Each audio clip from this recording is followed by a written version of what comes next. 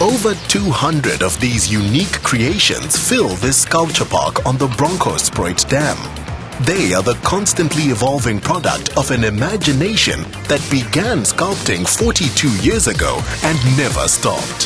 When Anton discovered a book about Michelangelo, little did he know that his journey would lead to this. He's exhibited in Rome, New York, Hong Kong, and naturally, Bronkhorstspruit. Hi, Anton. Hello, Lorna. How are you? How are you? Very good, thank you. Lovely to meet you. Your work is absolutely amazing. I think the first thing that comes to mind is what goes on in your head to create such artistic work. Well, mostly what goes on in my head is the next sculpture that I'm going to make. And one often gets ideas that lead into other ideas. For instance, the piece that I'm working on at the moment led to these ones over here, which is Grace Raining from Heaven. Since the Boksburg-raised Anton entered his first competition aged 16 and won first prize, he's created more than 12,000 sculptures. Art was a revelation to him. Discovering the book on Michelangelo literally changed your life. I actually didn't know anything about art when I was a child. Growing up in a policeman's house. When I saw the Michelangelo book, I thought, wow, an angel came from heaven to make sculptures. Because I saw these beautiful white things. I didn't know what marble was even. And then I realized that this guy was a man. Man, was I blown out of the water by that. So I thought to myself, if a man could do this, I can also do it. He raised his sons in a household full of art and debate, which his youngest, Lionel, responded to by becoming a successful artist himself, selling at Christie's and to major art collections. I believe your sons also followed in the same footsteps. I encouraged him by not giving him any pocket money. I gave him a pen and paper instead. Said, draw something and sell it, then you'll have money. And he did. Well, you're a good dad, teaching him entrepreneurship at such a young age. Exactly, yes. Between father and son, their work has featured on the front page of the New York Times, the cover of a Christie's catalog, and today, about 30% of what Anton sculpts here is sold overseas.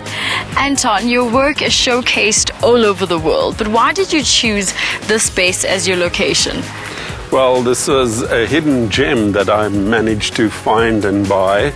And like my son says, the bigger the space, the bigger the art. I believe the work in this park is influenced by a really strong force in your life. When my mother passed away, actually, there was no memorial for her. So I decided to make a memorial called Johanna Katerina. Wow. And I made a series of them called Earth, Wind and Fire. And this particular sculpture was called Wind. Anton, it seems like there's a fascination with heads. Actually, I had a dream of this park full of heads many years ago. And the dream reoccurred, and then I decided, well, I better do something about it. And I saw these flat heads in the dream, and I made a series of heads. In a way inspired by the heads on Easter Island, and I even called my largest head the Passover, which is Easter. Am I correct in saying that the heads reflect your profile? Yes, I guess everything an artist does is autobiographical, and I don't do it deliberately or consciously, it just happens.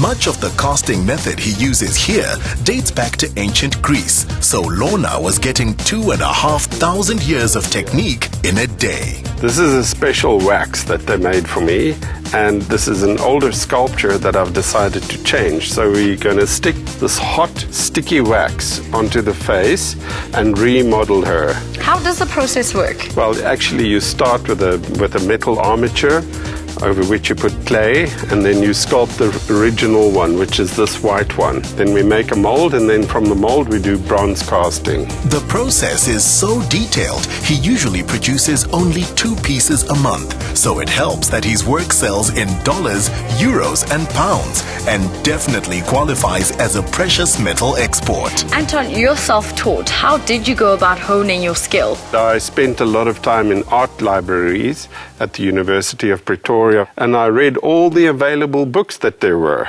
and spent time with other artists, and they taught me how to make molds and how to work with clay, the various materials and things, and I honed my skills in that way by actually literally teaching myself to do this. So Anton, how did I do?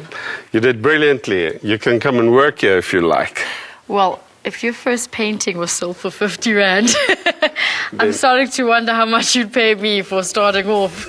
A little more than that.